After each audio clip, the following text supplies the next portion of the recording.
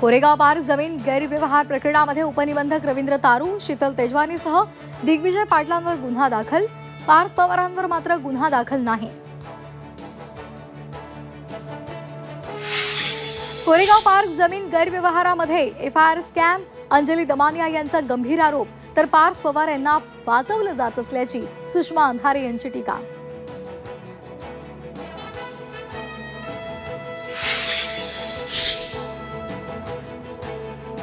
Koregaon park जमीन गैरव्यवहार प्रकरणामध्ये गुन्हा दाखल झाल्यानंतर दिग्विजय पाटील बेपत्ता.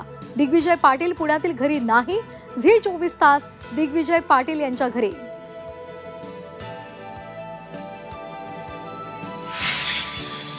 जुना सातबारा दाखवून जमीन व्यवहार करत शासनाची फसवणूक.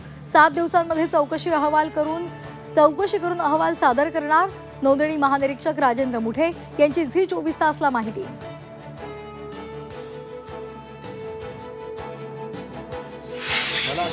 कोरेगाव पार्क जमीन गैरव्यवहारासंदर्भात उपमुख्यमंत्री अजित पवार यांची आज पत्रकार परिषद.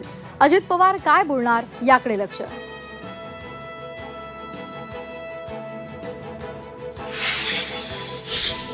पुणे जमीन व्यवहार प्रकरणामध्ये आदित्य ठाकरे यांच्याकडून झी 24 तासच्या धाडसाचं कौतुक.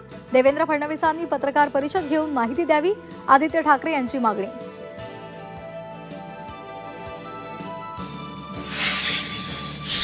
मंत्र्यांच्या मुलांनी असं वागणं म्हणजे दुर्दैव, यात मंत्र्यांचा दोष. झी 24 तासनं समोर आणलेल्या जमीन गैरव्यवहारावरून अण्णा हजारेंनी अजित पवार यांचे कान टोचले. कुटुंबाचे संस्कार जबाबदार असल्याचंही वक्तव्य.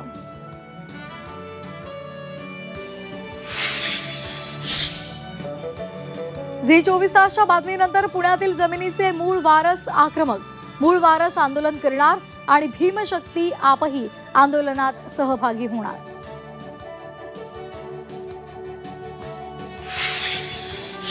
पार्थ पवारांसह संबंधित अधिकाऱ्यांवर अॅट्रॉसिटी अंतर्गत गुन्हा दाखल करा.